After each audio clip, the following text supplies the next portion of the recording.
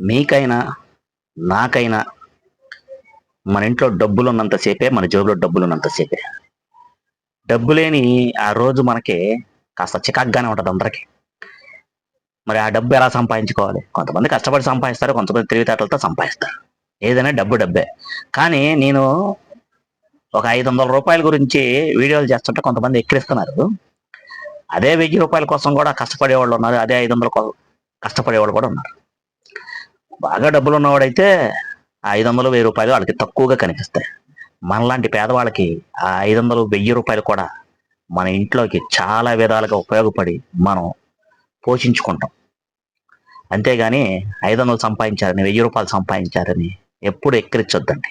ఎందుకంటే మా సంపాదన అంతే. మా తెలివితేటలు అంతే. మాకు అంతకు మించి మాకు ఆ తెలివితేటలు లేవు. ఎవరిని మోసం చెయ్యము. ఎవరిని మోసం చేయాల్సిన అవసరం మాకు లేదు. మేము నిజాయితీగా సంపాదించుకుంటాం.